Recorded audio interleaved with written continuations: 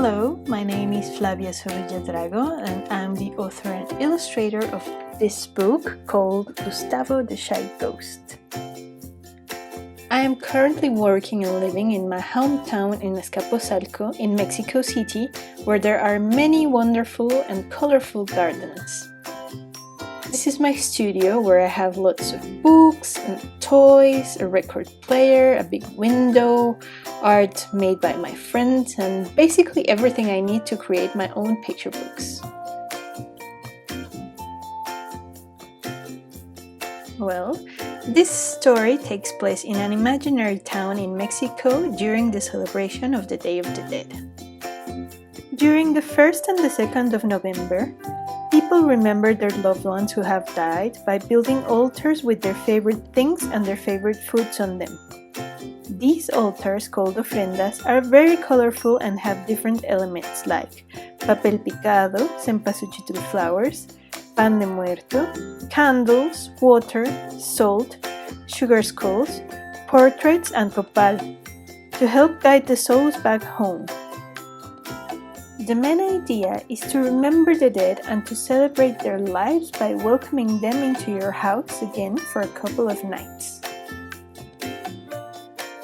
Gustavo is a little ghost who enjoys doing all sorts of ghostly things, like making objects fly, passing through walls, or glowing in the dark and playing his violin. He also is in love with Alma, who he thinks is the prettiest monster in town. More than anything in the world, Gustavo wants to make some friends, but he has a little problem. He is very shy. In fact, he is so shy that none of the monsters in the neighborhood notice him. But one day, Gustavo has a brilliant idea to make everyone see him. Well, when I was a little girl, I was as shy as Gustavo is, so I used to sit alone during lunch breaks and parties, and I used to think how easy it seemed for the other children to talk and play with each other. It was a mystery to me. My inspiration also comes from other places like the engravings of José Guadalupe Posada, classic monster films, Oaxaca, or my hometown in Azcapotzalco. This abandoned house is in my neighborhood in Azcapotzalco, and because of it, I thought that it could be the perfect place for Gustavo and his family. I enjoy filling my books with details, references, and things that I like. There are even some childhood doodles because apparently I have always enjoyed drawing skulls, monsters, and witches even before I could read.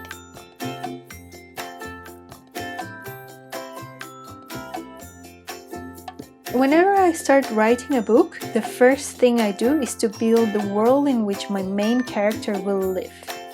With Gustavo, I made a lot of tiny drawings. I drew the houses inside and outside, the things that he liked, the things that he disliked, his friends, his favorite foods, his parents, his daily routine, all sorts of aspects of his life that I could think of. These were my very first attempts, and as you can see, Gustavo and his friends changed a lot over time. Once I had a lot of sketches, I started editing and organizing the drawings into a story. This was the hardest bit because I needed to choose when to say things with words and when to say things with drawings. Luckily, I have a wonderful team of editors and designers who helped me out a lot throughout the process. When I finished the story, I play around with the color palette. I tried different options and combinations to see which worked best. In the end, I decided that I wanted to use neutral colors to give the book a nostalgic atmosphere, alongside touches of brightness with orange and pink. The orange came from the cempasúchil flowers on the ofrendas, and the pink it's a shade that you can see everywhere in Mexico. Flowers, fairs, markets, architecture, clothes, and art. It's actually everywhere. And we also have a special name for it. We called it Rosa Mexicano, or Mexican pink.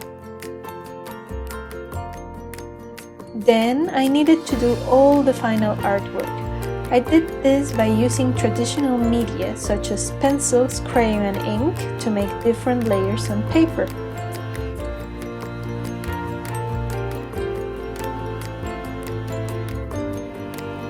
Then I scanned everything and used Photoshop to color the images.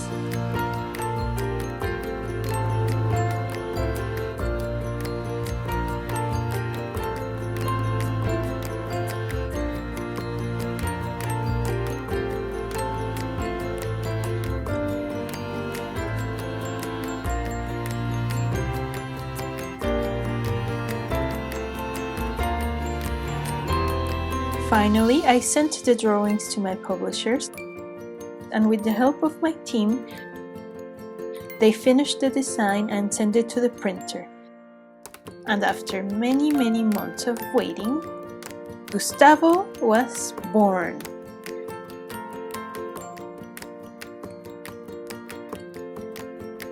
Well, I hope that you have enjoyed this video, and I also hope that you will enjoy this book as much as I have enjoyed making.